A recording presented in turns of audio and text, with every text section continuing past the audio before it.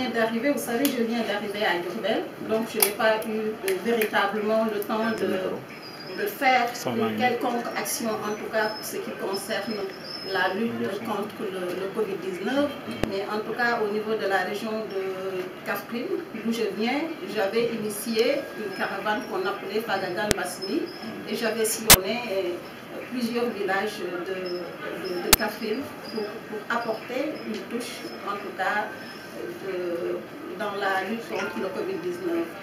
Mais il y aura certainement à Diourbel aussi un programme que j'aurais mis en place quand même pour lutter contre le Covid-19 parce que c'est une pandémie qui touche tout le monde. Papa, ça c'est un travail qui mérite réflexion, c'est un travail aussi qu'on doit faire en équipe. À moi seul, je ne pourrais pas proposer quelque chose, mais je pourrais travailler avec une équipe pour pouvoir proposer quelque chose. Puis même le centre culturel régional mériterait d'avoir voilà, exactement un nom.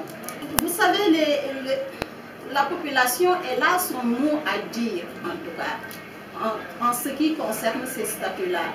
Donc, il serait bon que l'État du Sénégal, en tout cas les autorités administratives, écoutent cette population par rapport à ces noms qu'on avait avant et que la population maintenant demande que ces noms-là changent. Hein? Ils sont dans leurs droits. Moi, je dis qu'ils sont dans leurs droits. Maintenant, je ne sais pas, la décision peut-être revient à l'autorité administrative. Donc, moi, je pense qu'ils sont dans leurs droits, mais le dernier mot vraiment revient à l'autorité administrative. À un pays, ça peut apporter énormément à un pays, mais tout ça mériterait quand même qu'on discute de tout cela, hein, tous ensemble, main dans la main, que ce soit l'administration territoriale, que ce soit l'État, que ce soit la population, et que ce soit les acteurs culturels. Parce qu'on mise beaucoup sur, en tout cas, sur la formation. Sur la formation. Certainement, il y aura beaucoup de formations en cinéma, en théâtre, en élaboration de projets. Donc, je mise beaucoup, en tout cas, parce qu'ils ont besoin qu'on leur renforce en capacité. Moi, en tout cas, c'est de mon plan d'action, en tout cas. Voilà. Mais j'ai remarqué que les acteurs culturels ont besoin d'être formés. Ils ont besoin qu'on leur renforce en capacité. Ils ont besoin de cela. Parce que pour pouvoir réussir dans un domaine, il faut maîtriser ce domaine. Donc moi, je mise beaucoup sur la formation.